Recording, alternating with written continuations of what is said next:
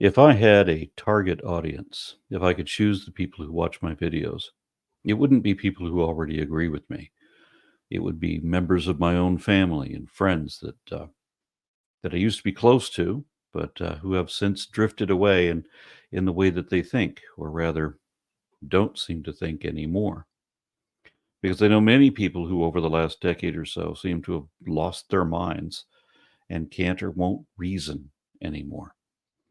It's like if it's something that we can both objectively verify in a minute, by comparing a bunch of different news sources and whatever, and seeing that they all say the same thing. Well, then they don't want to know anything about that, not about true things. But if it's something where we can't show anything to imply that it ever happened at all, and everything we can find says that it evidently didn't happen, well, that's what they want to believe, and they're going to go on believing that even if you've got proof that it's wrong. And I'm not just talking about creationism or the moon landing, but other things like whether Hugo Chavez funded Dominion voting systems to steal the 2020 election, or whether every Democrat in Hollywood is a cannibalistic, baby eating, devil worshipping pedophile, or whether Illuminati control of Jewish space lasers has been taken over by extraterrestrial reptiles and human guys who are all working for George Soros. I have lost so many friends and family to this sort of madness over the last decade or so.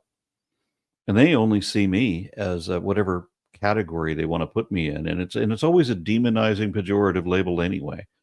They won't talk about policy. And in the rare instance that we both agree that the same problem exists, then we can't agree on a solution because somehow the solution becomes more of a problem than whatever we're trying to fix. That's how divided we are. We used to have a common set of values in this country that included the right to life, liberty, and the pursuit of happiness, and to the Constitution providing for human rights.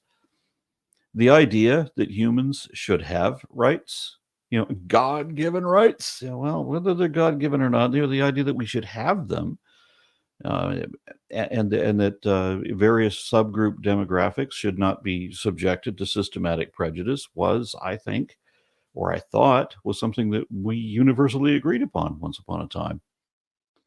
But now I'm alarmed to find that half the country, it seems, no longer believes in any of that. They think that the Bill of Rights starts at the Second Amendment and that it doesn't go far past that. And some of my critics tell me that I'm good at science, but that I should keep or that my politics are wrong somehow, though they usually won't tell me why. In the rare instance that they try to tell me how I'm wrong, it's just their ignorant, bigoted misunderstanding of whatever box they want to put me in, whether I belong in that box or not. And the label they put on that box has different definitions in real life than what they're using. So that even if that label applied, it doesn't mean what they think it does. For example, I'm often told that the problem is that I'm a leftist who wants to take guns away, but leftists like guns. You're thinking of liberals, not leftists. Otherwise, yeah, I'm a leftist because leftists are the ones who prioritize things like human rights over things like corporate corruption. And somebody yesterday told me that my politics are wrong, and I asked him to explain exactly how they're wrong. And I told him, let's talk policy, not labels, which always confuses them because all they have are labels that either aren't applicable or don't mean what they think. And they said, well, you're wrong because you're a communist who doesn't like free markets or limited government intervention. But I'm not a communist. I'm not even a socialist. Although, like Bernie Sanders, I'm perfectly happy with the type of market economy that we see in Denmark, for example. And I've often spoken about how I actually want less government than the right wingers do. And I want the government to have less power than what the religious right conservatives are trying to get. I think that government has, some minimal responsibility to provide for the common defense, of course, and but that it also has a responsibility to provide, services and programs for its citizens, for the quality of life, things like Social Security for the elderly, things the Republicans are trying to take away or get rid of because they don't want anything that helps people. They say they want small government, but what they actually want is an oppressive authoritarian theocracy, a government so horrible and so big that it invades and regulates every aspect of your personal life and identity, such that none of us would even have personal liberty anymore. I'm not being paranoid or sensational about this. I mean, because they wrote a massive manifesto of over 900 pages admitting and explaining exactly that. It's called Project 2025, and I'll put a link to it in the video description. This group of far-right leaders, known as Project 2025, released a 920-page manifesto titled Mandate for Leadership, the Conservative Promise. In it, the document's 35 different named authors, united and copyrighted by the far-right Heritage Foundation, lay out an explicit, comprehensive plan to completely overhaul the U.S. government from the inside out, with the ultimate goal of furthering far-right wedge issues and concentrating as much power as possible in the hands of the president. They want this to be Donald Trump. They want him to be the guy in whose hands all this power is concentrated. But they say they would plan to do this with any Republican president.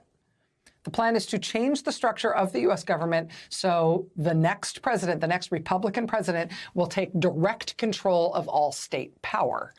He would, for example, take over all federal law enforcement and run that directly for his own benefit through the DOJ. There would be no more independence of federal law enforcement. The next president would take control of private business in this country for his own benefit through the powers of the FTC, the Federal Trade Commission. The next president would revive an old and, I should say, illegal practice called impoundment, which would basically take away the fundamental powers of Congress and put that power, too, in Trump's hands. So instead of checks and balances and limited government, we'd have more of a strongman system of government. We'd have a single leader with all the power of the state personally arrogated to him. No other part of the government, no other thing in the country at all would be allowed to constrain him. That sounds nice. It at least sounds simple.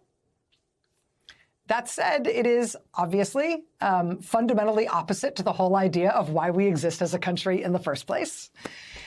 What it means, in summary, is that if Trump wins the election, then the Heritage Foundation has already orchestrated how they have Trump's approval to utterly destroy our constitutional republic and pervert every admirable quality our pioneer government once had, such that within 180 days of Trump's inauguration, the United States would become a fascistic, theocratic dictatorship, where virtually all of our rights under the current Constitution would be repealed and denied. For some time now, we've been hearing about the Conservative Heritage Foundation's radical plan to reshape the U.S. government and inject it with deeply held ideologies, including Christian nationalism, the next time a conservative wins the presidency. The connection between Project 2025's vision of a Christian autocracy and the likely Republican nominee, Donald Trump, became chillingly clear this week. Republicans have grand visions of what 21st century America should look like. And when you hear about it, you'll realize it sounds a lot like 19th century America, without all the pesky income taxes, regulations, labor rights, civil rights, especially women's rights. The men over at the Heritage Foundation, a wealthy right-wing think tank swarming with former Trump administration officials, have published a very detailed plan for the next Republican president. In the section on abortion, you get a good sense of what's coming for us. Aside from ostracizing single women, renaming HHS the Department of Life, and implementing a federal ban on abortion, they also want to ban mifepristone, ban stem cell research, implement a White House task force on pro-life issues, add more work requirements to Medicaid, cancel Head Start for kids, and expand access to fertility awareness family planning methods, because they do not like that you can get contraception. In all of this, Project 2025 essentially creates a blueprint for the proliferation of a Christian nationalist agenda at every level of government. If you follow my channel, you know that I advocate teaching evolution in public schools. But not only do I have to contend against creationists teaching pseudoscience nonsense, I also have to object to their perversion of history, too. where they pretend as if our country was based not on Greek democracy or Enlightenment thinkers, but where our students are already being taught that the US government was based on a covenant between God and Moses. So I'm always struggling against bigoted religious fantasies being taught in public schools. If Trump is elected, evolution won't be taught anymore, and nor will students ever know about our actual history as the first ever secular government of, by, and for we the people, rather than being dedicated to some particular religion and their version of God. Because Christian fundamentalism will become the law of the land and all that that implies. But even worse than that, there won't even be public schools anymore. If you want your kids to get an education, then you're going to have to pay for it out of your own pocket. And it will cost more than what you used to pay for public schools out of your taxes. But of course, it gets even worse. I'm on the board of directors for American Atheist 501c3. And however ironic this may sound, American Atheist's primary goal is defense of religious freedom under the First Amendment. But if Trump is reelected, we won't have the First Amendment anymore. Congress will make laws to establish a state religion and to prohibit the free exercise of any other religion. So we won't have religious freedom anymore. I won't be able to do anything, any of the activism that I'm doing anymore.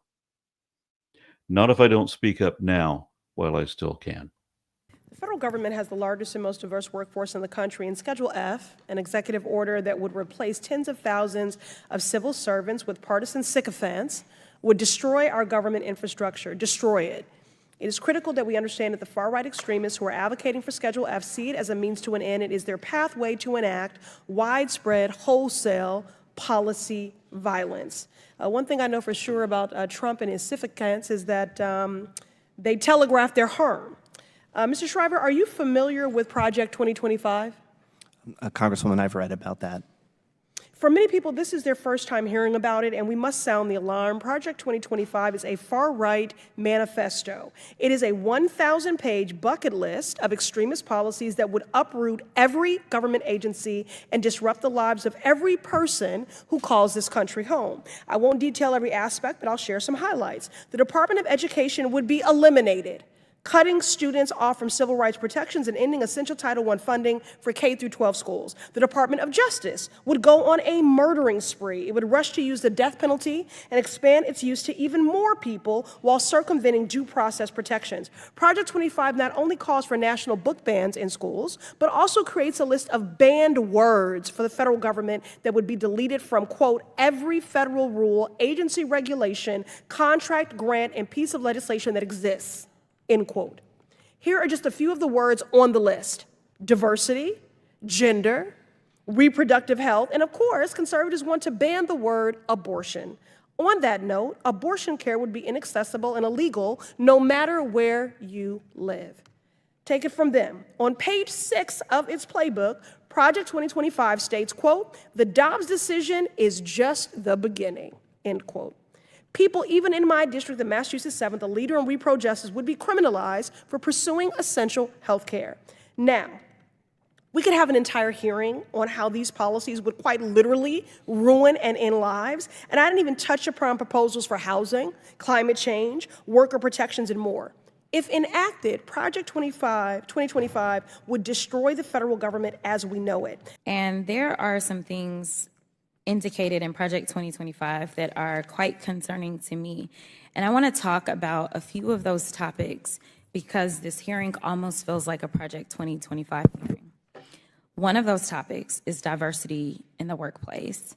The agenda includes making sure that the next conservative administration dismantles DEI apparatus by eliminating various chief diversity officer positions, et cetera.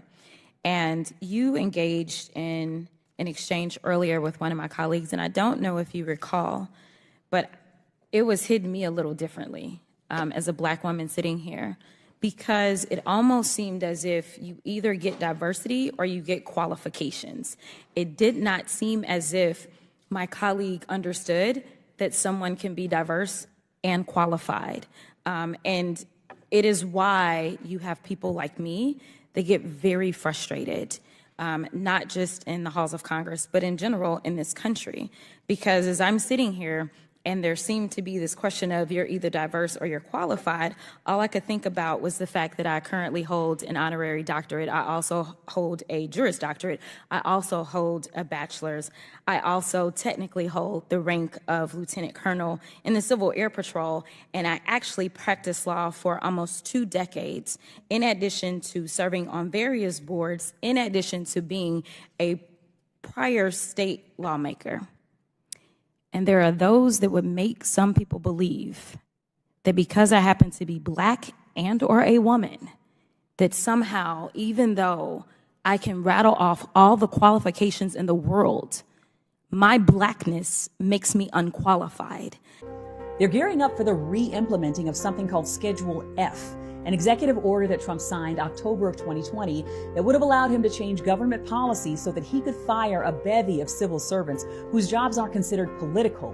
It's estimated that around 50,000 government employees fall into this category. He didn't want anyone working in government who wasn't going to be a willing foot soldier for his agenda.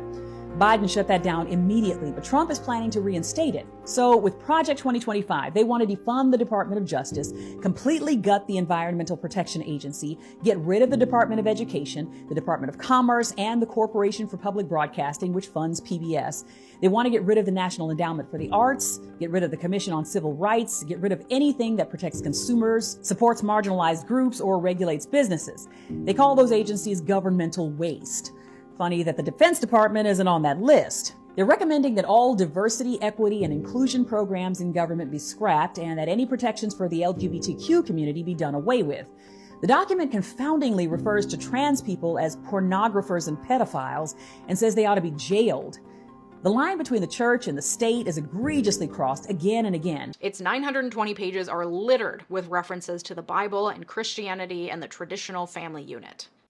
So if you don't like to hear about my politics, that's too bad, because we're talking about this until November. I've got a few videos planned on this topic, because if Trump gets elected, I'm done for. We all are.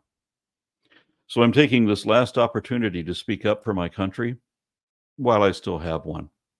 I ask unanimous consent to enter into the record an Associated Press article titled, "Conservative Groups Draw Up Plan to Dismantle the U.S. Government and to Replace It with Trump's Vision."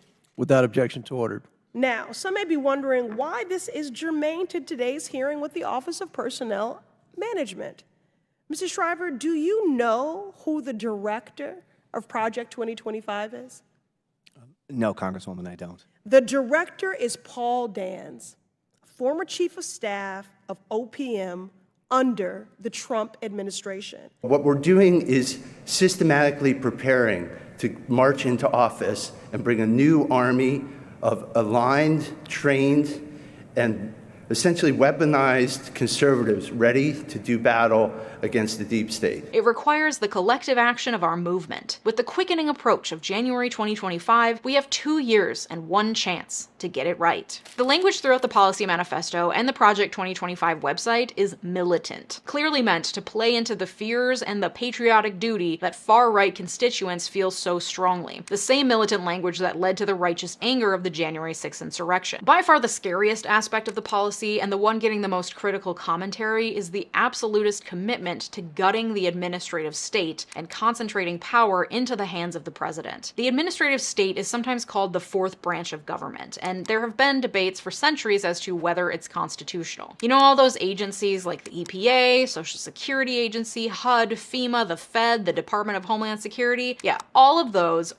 governmental bodies that manage the administration of day-to-day operation of the country and promulgate regulations for everything from transportation to healthcare to food to clean water, that's the administrative state. It's not technically in the Constitution, but that doesn't necessarily mean it's not constitutional. In 2016, the priority was that we had to vote Democrat in order to protect the integrity of the Supreme Court. But too many people back then just wanted to watch the world burn. So they elected an illiterate, incompetent crime boss who put a bunch of religious bigots on the bench And as a result, women's bodily autonomy is just one of the things we lost as a result so far. And now in this election, the stakes are even higher. Now the conservative majority on the extreme court is considering giving Trump absolute immunity, but of course, only if he wins. Right. So they decided they're going to review the case, but then they put it on a delay, and they're going to delay it till after the election. Why is that? If Trump wins, they're going to give him absolute immunity. And then because all their little religious agenda becomes the law of the land. But if Biden wins, well, then they're going to remember the old saying that no one is above the law. And but if Trump wins, they're going to do something indefensibly insane. They say Project 2025 will change your life. For once, they're telling the truth. Donald Trump gets in for 4 more years. He's going full throttle. Project 2025 is Trump's plan to make America different, less free, less fair, less American. It's a roadmap for total control, Trump's control. The gloves are off. There are no holds barred here. Not just of the government, of your life, of your body, of every one of your freedoms, of what you can read and say, and where you can travel. He'll round up American citizens, use the government to punish his enemies, put the crazy and corrupt in power forever. It's 4 years of scorched earth when Donald Trump retakes the White House. But he promises to only be a dictator for one day. One day, sure. And we know that power corrupts and that absolute power corrupts absolutely. That's why the framers of this country put in a balance of divided powers, each trying to keep the others in check. But Christian nationalists didn't learn from history. The so-called law and order party doesn't care about the law. They want a king. They want to be subject to an authoritarian despot who has already promised to rule with an iron fist. And yeah, Trump himself will only live another few years or so at most. But the damage to our once proud and precedent-setting nation will be permanent. We may have the same flag, but it will fly over the land of the free and the home of the slave. You knew damn well I was a snake before you took me in. At the conclusion of the Constitutional Convention in 1787, someone asked Benjamin Franklin, "What have we got, a monarchy or a republic?" To which he replied, "A republic, if you can keep it." Will we keep it? Only if we re-elect Biden, not if we re-elect Trump. That's been spelled out. That's already written in the manifesto. That's a certainty.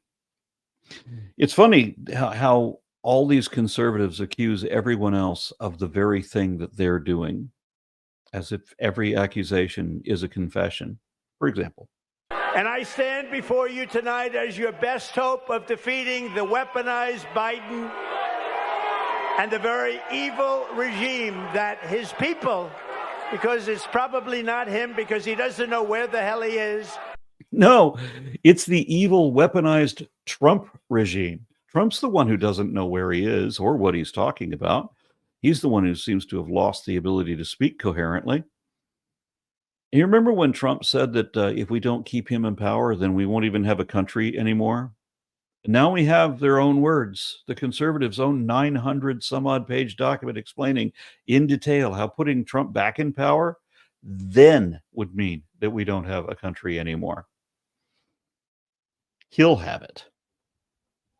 And the good news is that the manifesto itself admits that if they don't make it this time, this election, then they might never make it at all. That window of opportunity will be lost, hopefully forever. They've been at this for decades. They're relentless. But Ronald Reagan refused to sign on to anything so un-American. And Bush Sr. and Bush Jr., they wouldn't sign on to it either. But Trump is a malignant narcissist and a dumbass who only cares about himself. He can use this not only to evade prison, because that's the only way he's going to evade prison, I think, but he could also use this to seize absolute power over you and everyone else. And that's what he's going to do.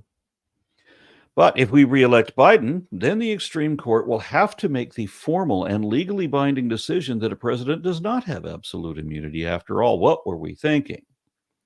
Then everything goes back to normal. If the sake of the nation doesn't matter to you, then look at the economy. That's right, I said the economy. We typically have this trend that at the end of every Democratic, the economy has improved over what they inherited, and then the Republican tries to reinitiate Reaganomics again and fucks everything up, and it all goes bad. It's not Trump's fault that the pandemic happened when it did, which started the current spike in inflation, though Trump did fail in his response to it. And it wasn't Biden's fault that Putin attacked Ukraine when he did, which further accelerated inflation, but which has since stabilized at about 2%, because Biden didn't fail in that regard the way Trump did. Don't forget that Trump is a convicted business fraud who bankrupts businesses, even a casino. Every business he started went bankrupt, except for the one family business that was convicted of fraud and fined $350 million or something like that. That's why Trump failed to deliver on his economic promises during his term. Instead, his beloved tax cuts that only benefit the super rich like himself not only reduced our revenue, but they also raised our deficit by over $8 trillion. Worse than any other president. And that's just one of many reasons why so many scholars rate Trump as the worst president in American history. Republicans have to lose this election for the sake of the nation, for the sake of the Constitution. I'll do another video about how Trump has already broken his oath many times to defend the Constitution, how he actually wants to undermine or alter significantly, to throw out the Constitution if need be. After he loses, the GOP will begin to correct themselves, to come to their senses and lose the MAGA aspect that has so humiliated them of late and cost them so many other elections. Then, if Biden wins, then the rest of us will all immediately shift focus to fixing the problems within the Democratic Party too. Our whole system needs serious correction in both parties. So, basic stuff, getting money out of politics and the whole, everything about the way that the system works. There's a lot of changes that need to be made. So much work to do in both parties, but don't pretend as if both parties are just as bad. One is much worse than the other. It's like, do you want a Democratic sandwich, made of moldy cheese on stale cracker? Or do you want a Republican sandwich made of a brick hard bread covered in flaming human feces being fired through your teeth with a t-shirt cannon? Republicans right now couldn't be any worse, unless Trump wins. And then, oh yeah, they can be so much worse. Watch out. As the United States comes to an end and the dystopian nightmare of authoritarian oppression begins. And don't allow the worst president in the history of our country to come back and do the final destruction of America. Thank you very much, everybody.